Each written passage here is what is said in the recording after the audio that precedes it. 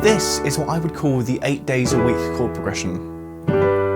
The chord progression that goes from chord number 1 in the key, up to the major version of the second chord of the key, to the 4 chord, and then back to the 1 chord. Or in the key of D major, that would be D, E, G, and back to D again. Now, as the name would suggest, this is the chord progression that was used in 8 days a week by the Beatles.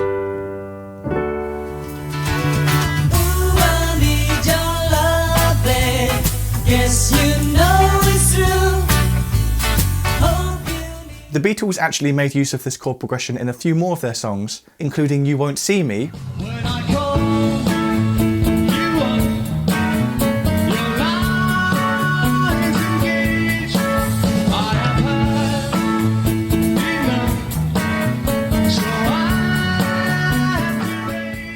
and in the title track from Sgt. Pepper's Lonely Hearts Club Band, they use this chord progression but with dominant sevenths on each degree of the chord progression, leading to a more bluesy version of the progression. It was 20 years ago today, Sgt. Pepper started a band to play.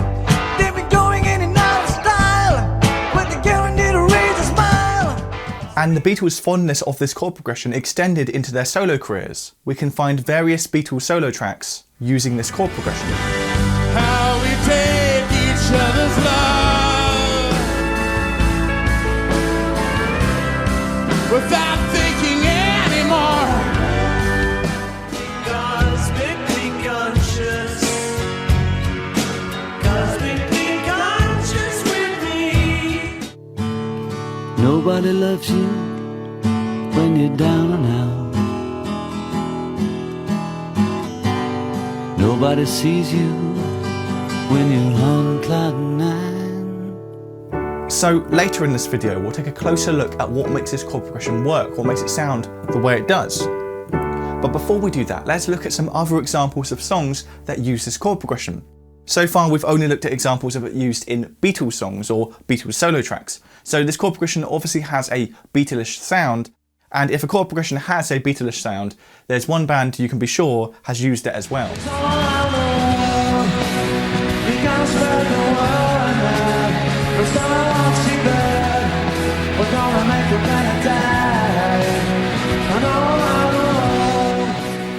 But of course, this chord progression hasn't just been used by the Beatles and the Beatles Tribute Act, it's been used by various different artists over the years. Here's a small sample of them.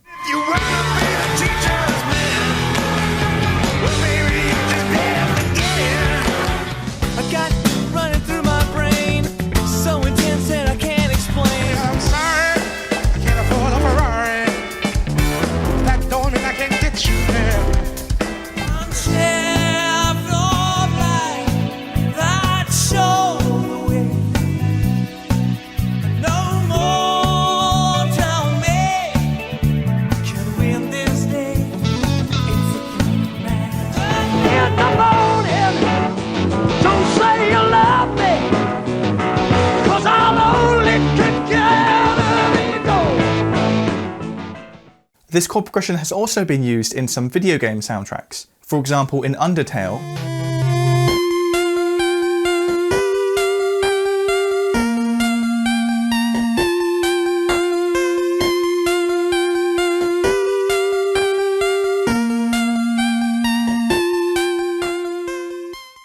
and in Sonic.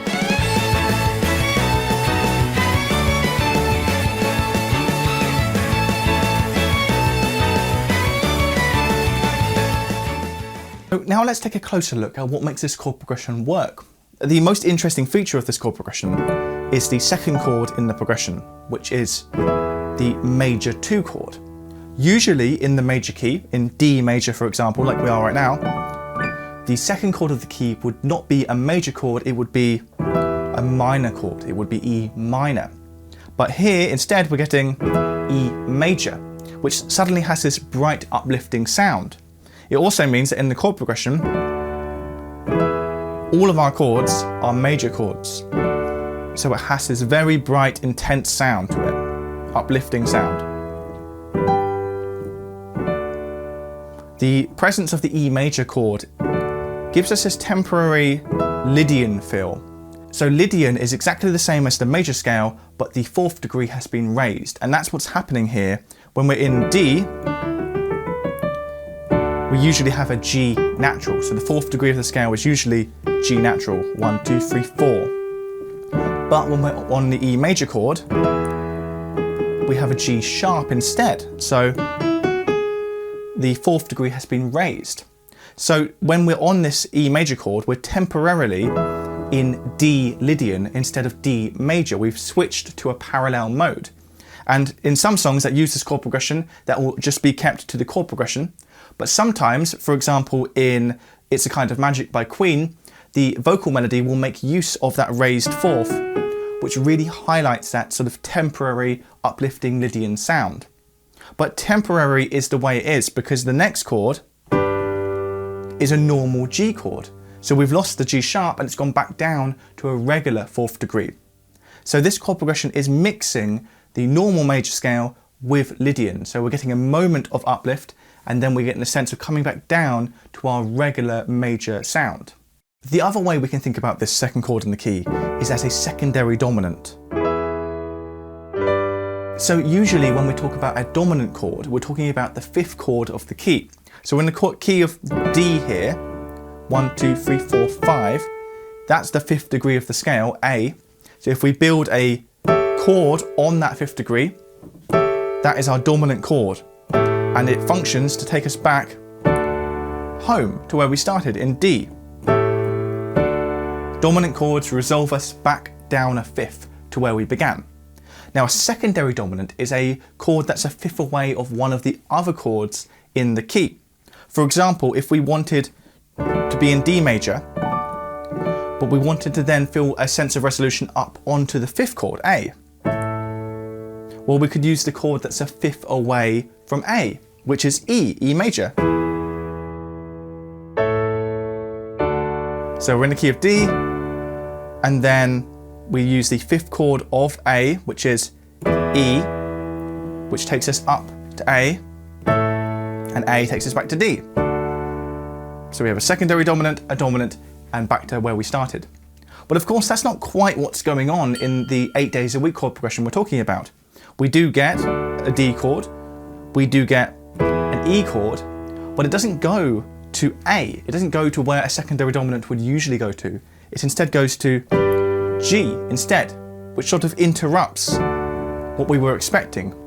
And that is how we could think about it. It's a secondary dominant, but rather than giving us the perfect cadence, the 5-to-1 cadence that you're used to expecting with a secondary dominant, it instead gives us an interrupted cadence, where the motion that we were expecting is interrupted by going to a different chord, namely G, the 4th chord, instead of A, the 5th chord. One of the other really interesting elements of this chord progression is the different ways that we can voice lead it. For example, because each chord in the chord progression is a major chord, we can voice lead it in this way where if each chord is in the exact same position, so root position for example, we get this parallel motion between the chord movements because with each chord change, each note in each chord is moving the same amount in the same direction at the same time. Parallel motion. And sometimes parallel motion is something that we want to avoid because we don't want each note in each chord to sound unified. We want to have them each having their own independent sound. But parallel motion does have its own appeal. It can sound really powerful and unified.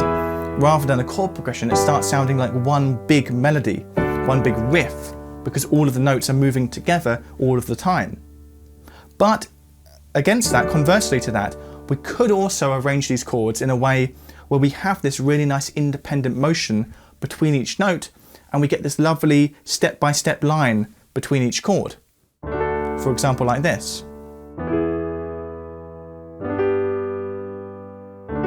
When I arrange the chords like this, the top note of the chords winds up playing this semitone motion down the piano. With the first chord, we have A on top. The next chord, we have G sharp on top.